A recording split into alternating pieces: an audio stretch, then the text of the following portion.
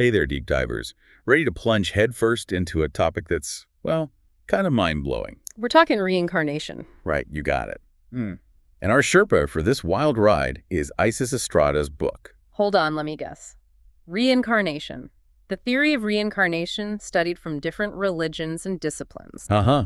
Yeah, the title's a bit of a mouthful, I know. But don't let that scare you off. The book itself is anything but dry. It's one of the few out there that tackles reincarnation from a truly global perspective. It's like she threw every religion and philosophy into a blender and hit pulse, and somehow it all works. Plus, it's all in plain English, which is a major win for those of us who haven't brushed up on our Sanskrit lately. Right. So where do we even begin with something this massive? Well, Estrada starts us off in Chapter 1, laying the groundwork. And even her definitions are interesting. She carefully unpacks terms like transmigration, metempsychosis, and reincarnation, showing how they're all related, but not quite the same. Kind of like those Russian nesting dolls. Each one fits inside the other, but they're all unique. Perfect analogy.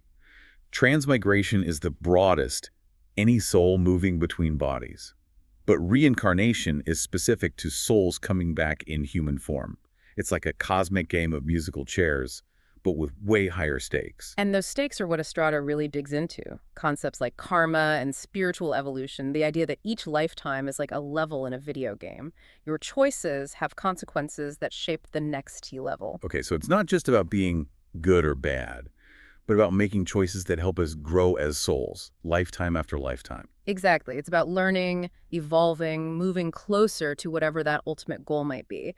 And that's where the real diversity kicks in, how different cultures and belief systems interpret this whole soul journey. Right, because it's not like there's one reincarnation handbook everyone agrees on. Not even close. And that's what Estrada's whirlwind tour of religions shows us, starting with Buddhism in Chapter 2. Oh yeah, Buddhism, Nirvana, the six realms, breaking free from the cycle of birth and death.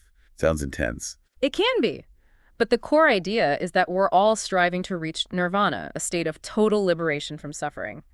To get there, we have to navigate the six realms, which, let's just say they cover the entire spectrum of experience. From heavenly bliss to, well, not so blissful situations. So our actions in this life determine which realm we land in next time. Talk about pressure. There's no cosmic scorecard, but the idea is that our actions create karmic imprints that shape our future. Like if you spend your life being kind and wise, You're more likely to be reborn in a realm that reflects those qualities. Exactly. But if you're all about anger and greed, well, you get the picture. Okay, so it's not some external judgment, but the energy we create within ourselves that shapes our future. It's like we're building our own heaven or hell. And in Buddhism, the goal isn't just reaching a happy realm and chilling there. It's about transcending that whole cycle of rebirth and achieving true liberation. Wow, okay, so Buddhism is all about breaking free. But what about Hinduism? Estrada dives into that in Chapter 3, and it's LLT, samsara, dharma, gods and goddesses galore. Hinduism definitely brings the color and complexity. Samsara is like the Buddhist cycle of rebirth, this continuous loop. But then there's dharma, which is... Okay, dharma. I hear that word thrown around a lot, but I'm never quite sure what it means. Like destiny, fate. Think of it more as a soul's unique melody. Everyone in Hinduism has their own tune to play, contributing to the harmony of the universe. It's about living in alignment with your true nature, fulfilling your purpose. Okay, that's a beautiful way to put it. So how does dharma connect to karma then? Are they playing the same song? It's more like dharma is the sheet music, and your actions, how well you play the tune, that's where karma comes in. Living in harmony with your dharma creates positive karma, while being out of tune, well, it can create a bit of a cosmic cacophony. So it's not about being perfect, but about striving to live in sync with your soul's purpose. Exactly. And we can't talk about Hinduism without those vibrant gods and goddesses. Right. They're not just mythological figures, are they? Nope. They represent different aspects of the divine cosmic forces that are both influencing and being influenced by this whole cycle of life and death. So it's like they're playing a part in this cosmic orchestra, guiding souls along their journeys. That's a great way to think about it. Okay, so we've got Buddhism and Hinduism, both originating in India. But reincarnation isn't just an Eastern concept, right? Estrada takes us on a global tour, so where to next? China, the land of dragons, and Taoism. Chapter 5 drops us right into the heart of Taoism, which is, well, a little more mystical, even for me. Yeah, I get that. It's all about flowing with the Tao, the natural order of the universe, right? Yeah. But how does reincarnation fit in there? Is it like Buddhism, trying to escape the cycle of rebirth? Not exactly. In Taoism, it's more about finding balance and harmony with the Tao. Each lifetime refines that alignment, so you become more in tune with the natural order of things. So it's less about striving for an external goal and more about cultivating inner harmony. You got it. But we can't talk Taoism without yin and yang, right? Right? Light and dark, masculine and feminine, active and passive, those opposing but complementary forces that are like everything. And each lifetime is seen as a chance to balance those forces within yourself. Okay, so it's about finding that sweet spot, that perfect harmony within and without. Makes sense? But how do you actually do that? Estrada mentions inner and outer alchemy. Think of inner alchemy as spiritual practice, meditation, visualization, refining your inner being. Like a soul workout routine. Exactly. And outer alchemy is about making your external reality reflect that inner harmony you've cultivated. It's all connected. Got it. Inner work, outer work, two sides of the same coin. This is fascinating stuff. So we've gone from India to China on this whirlwind tour of reincarnation. I'm ready for our next stop. Where to next? Buckle up, because Chapter 6 takes us to ancient Persia and the world of Zoroastrianism. This one adds a whole new layer to our understanding of the soul's journey. Zoroastrianism. Now, refresh my memory on this one. What's the deal with them? They've got this cosmic struggle between good and evil going on, represented by Ahura Mazda, the god of light, and Angra Mainyu, basically the embodiment of all things bad. Okay, classic good versus evil. Yeah. But where does reincarnation fit into this epic battle? For them, it's a purification process. Souls are choosing sides, aligning themselves with either Ahura Mazda or Angra Mainyu, striving for spiritual perfection. Each lifetime's like a test. So it's a cosmic boot camp for the soul. Yeah. Constantly facing challenges, making choices, hopefully becoming a little more good each time around. You got it. And here's what's really interesting about Zoroastrianism. They put a huge emphasis on free will. So we're not just puppets in this cosmic showdown. We actually have a say in which way we lean, good or evil. Exactly. You have the power to choose, and those choices ripple through your present and your future lives. Wow, that's a lot of responsibility. Okay, so we've got karma, spiritual evolution, and now free will in the mix. I'm seeing some common threads, but I'm also curious about the afterlife in all this. What happens between lives, according to Zoroastrianism? They believe in a kind of judgment zone, the Chinwad Bridge. Think of it like a cosmic way station for souls. So based on your actions, you either cross into paradise Or you take a tumble into the abyss. Yikes. Sounds intense. But wait, reincarnation means another chance. Right. So even if you stumble, you get another shot at crossing that bridge. Exactly. It's not a one-and-done situation. Reincarnation offers redemption, another opportunity to choose differently, and maybe make it to paradise next time. Okay, that's a little reassuring. We've traveled from India to China and now ancient Persia. Where does Estrada take us next on this global reincarnation tour? Wait, don't tell me. Judaism. Chapter 7, right? I never realized reincarnation was even part of Jewish thought. It's not mainstream, but it is there. They use the term Gilgul, the soul potentially being reborn into another body. It's often connected to Kabbalah, the mystical side of Judaism. Okay, so it's like this hidden thread woven into their mystical traditions. Why would a soul need to be reborn according to Kabbalah? What's the point? They talk about soul sparks, fragments of the divine scattered throughout creation. Reincarnation is the journey of these sparks striving to reunite with their source. Okay, I love that imagery, scattered sparks of light trying to find their way back home. But how does it actually work? It's all about purification, refining those sparks through experience until they're ready to merge back with the divine source, like a diamond in the rough needing to be cut and polished to reveal its true brilliance. Wow, that's beautiful. So even in a tradition that doesn't outright endorse reincarnation, the concept still exists, adding another layer to their understanding of the soul. Okay, next up, Christianity, Chapter 8. Now, this is where things get complicated, right? Mainstream Christianity, the kind most people think of, doesn't traditionally include reincarnation. It's about salvation through faith in Jesus and resurrection in the afterlife. Okay, but there's got to be more to it, right? Yeah. There must be alternative interpretations within Christianity that consider reincarnation. It seems too big of a concept to just completely ignore.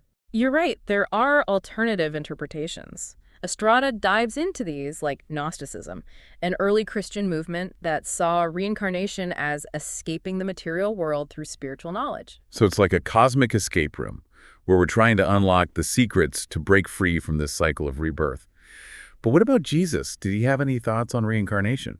Now, that's the million-dollar question, and it's one that's sparked a lot of debate. Because some people point to biblical passages as hinting at it, while others see those as purely metaphorical.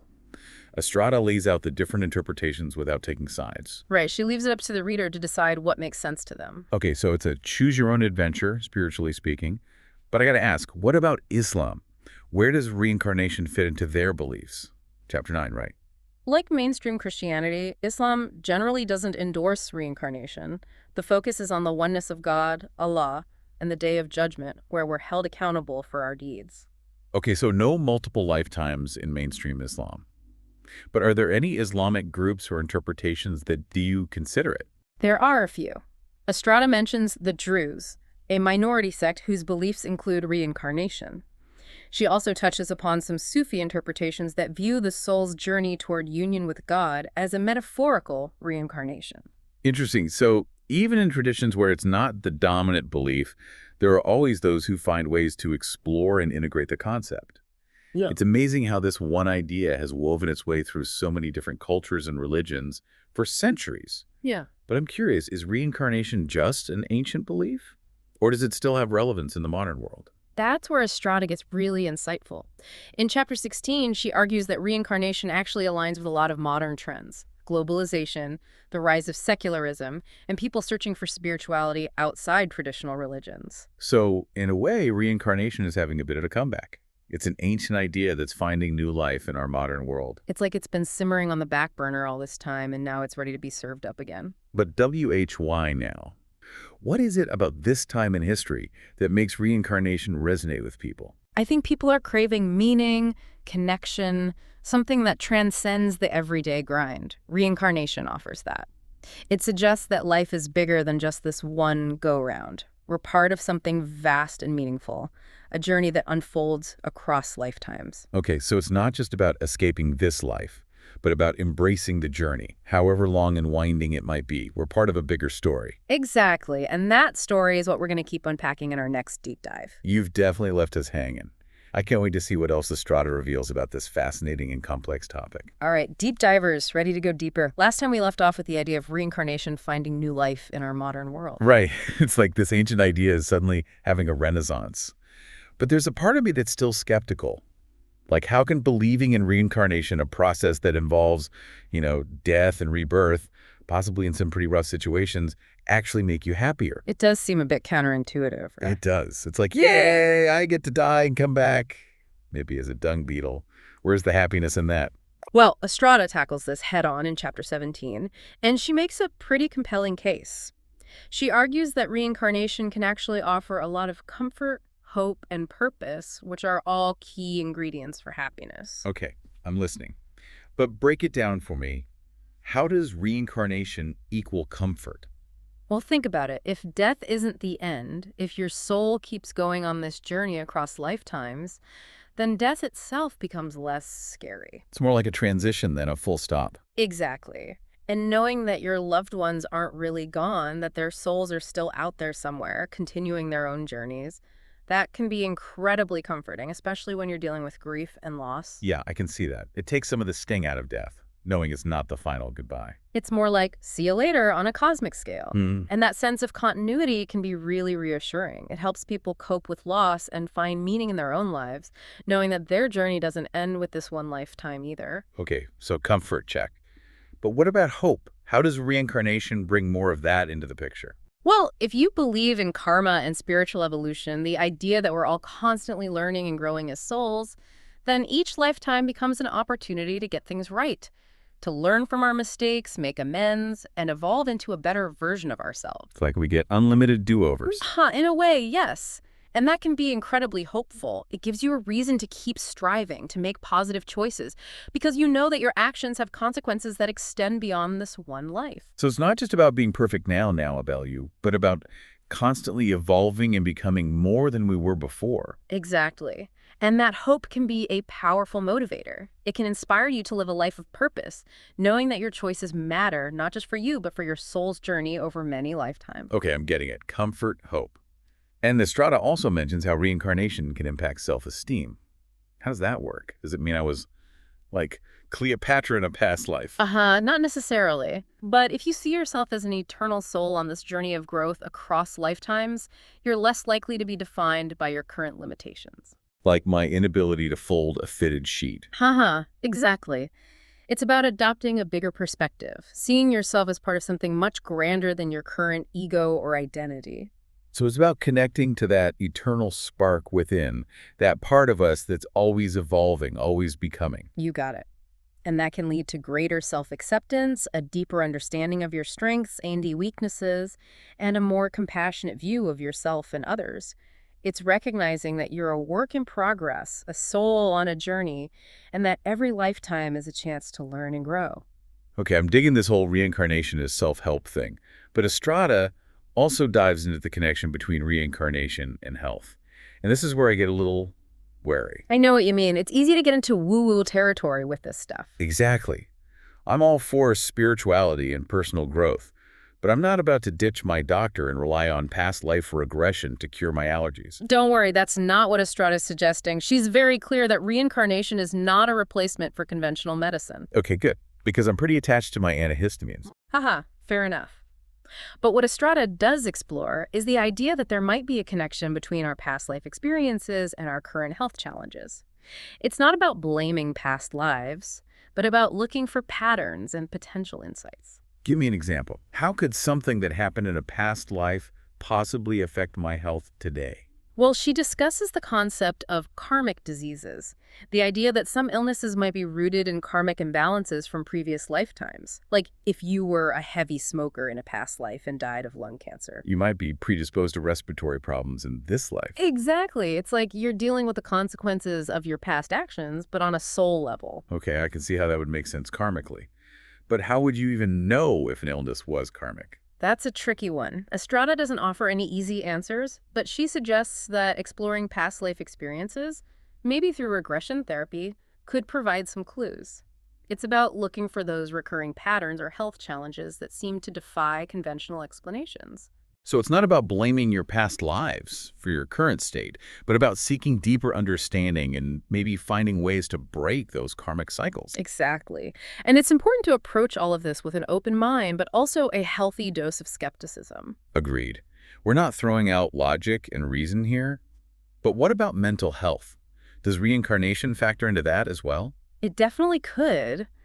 If you think about it, if our souls carry the imprints of all our past experiences, those experiences could definitely impact our emotional and mental well-being in this life. So it's like carrying emotional baggage from lifetime to lifetime? It's a good analogy. Like if you experienced trauma or abuse in a past life, you might carry those emotional scars with you, and they could manifest as anxiety, depression, or other mental health challenges. Wow, so those past life experiences could be like hidden triggers affecting us in ways we don't even realize. Exactly. And Estrada suggests that transpersonal psychology and regression therapy can be helpful for exploring those past life experiences, processing those emotions, and finding healing and resolution. So it's about uncovering those hidden wounds and bringing them to the surface so they can finally heal. Precisely. It's all about taking a holistic approach to health, recognizing the interconnectedness of our physical, mental, and spiritual well-being. Okay, this is giving me a lot to think about, but there's one more topic I'm really curious about: love. Chapter 19 is all about that reincarnation and its influence on how we view love and relationships. All right, spill the tea. How does reincarnation change the way we think about love? Well, if you believe in reincarnation, you're not just meeting someone for the first time in this life. You're potentially encountering a soul you've known across multiple lifetimes. Whoa. So that instant connection you feel with someone, that sense of knowing them, maybe it's because you have known them before in another time and place. Exactly. And that's where the idea of soulmates comes into play. Okay, here we go. Soulmates. Everyone's looking for theirs. So in the context of reincarnation, what makes someone a soulmate? They're those souls you have a deep karmic connection with. You've journeyed together across lifetimes, learning and growing together through thick and thin.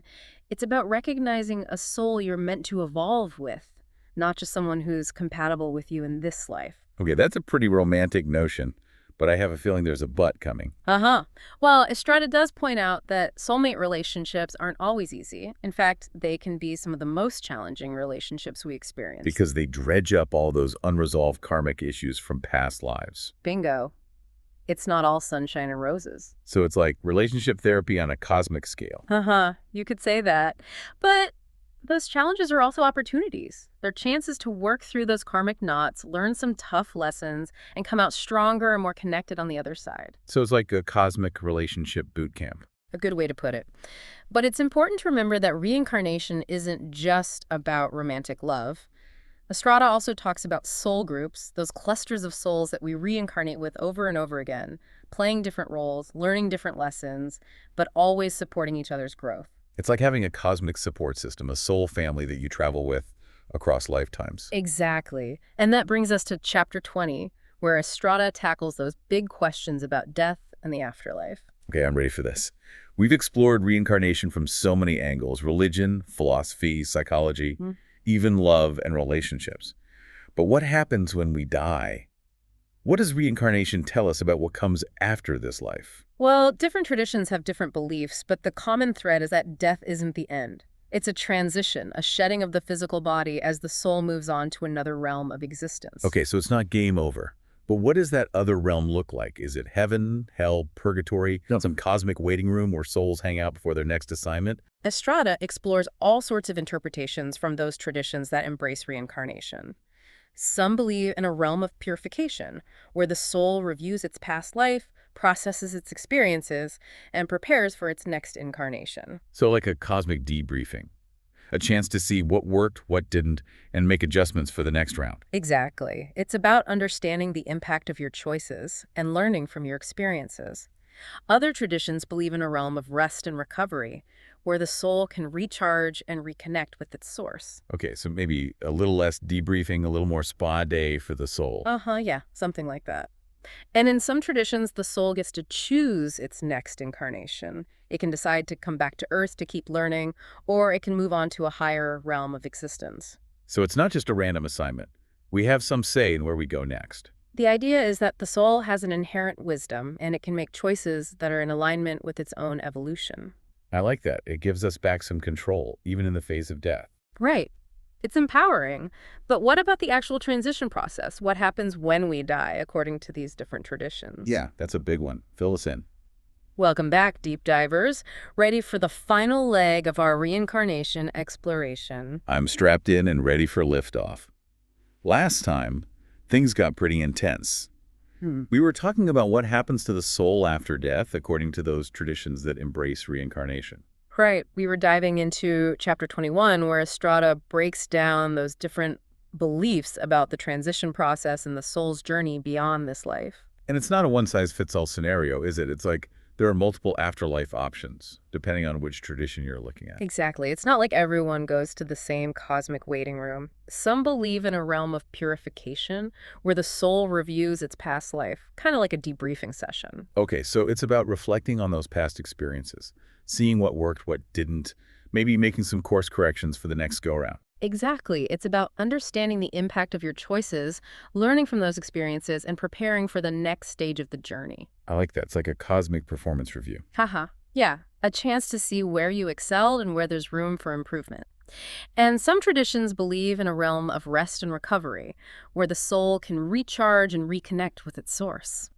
So less performance review and more spa day for the soul. Exactly. A chance to unwind, reconnect with your essence, and maybe hang out with your soul group for a bit. Sounds pretty chill. But wait, you mentioned something about the soul getting to choose its next incarnation in some traditions. Right. The idea is that the soul isn't just randomly thrown back into another life. It has some agency, some say in where it goes next, and what lessons it wants to explore. That's a pretty empowering thought. It means we're not just pawns in some cosmic game. Yeah. We have a role in shaping our own destinies, even after death. Exactly. But how does that whole transition process actually work? Like, what happens when we die, step by step? Yeah, I'm picturing something like those soul escalators from the movie Defending Your Life. Not quite. But Estrada does describe some common concepts, like the life review. Yes, the life review, where you supposedly see your whole life flash before your eyes. It's more than just a flash. It's about reliving your experiences from a soul perspective, seeing the impact you had on others, understanding the ripple effects of your choices. So it's like watching a highlight reel of your life, but with a deeper level of awareness. You see the connections, the patterns, the lessons you're meant to learn. Precisely. It's about gaining a broader understanding of yourself and your place in the grand scheme of things. And there's also this concept of purification, where the soul releases negative energies, unresolved emotions, and karmic attachments. So it's like a cosmic cleanse, a chance to clear out those emotional cobwebs and step into your next life with a fresh start. Exactly. It's about letting go of what no longer serves you so you can move forward unburdened. And of course, there's that rest and recovery period we talk about, a chance for the soul to recharge its batteries and reconnect with its source. Makes sense. Even souls need a break after a long journey. But what about those who've reached a high level of spiritual evolution? Those enlightened souls who've, graduated from the school of hard knocks, do they still have to go through the whole reincarnation thing? It's a good question. Estrada talks about parinirvana in Buddhism, which is that final liberation from the cycle of rebirth. It's about merging with the ultimate reality, becoming one with the cosmos. Okay, so for those who've reached that level, reincarnation is off the table. They've reached the finish line. In a way, yes. But she also mentions bodhisattvas, these enlightened beings who choose to delay their own liberation in order to help others. Whoa. Talk about compassion. It's like reaching the summit of Mount Everest and then deciding to hang out and guide others to the top. Exactly. It's about recognizing our interconnectedness and dedicating yourself to the well-being of all beings. It's a pretty inspiring concept. It really is. Okay, I'm feeling a bit mind-blown by all this.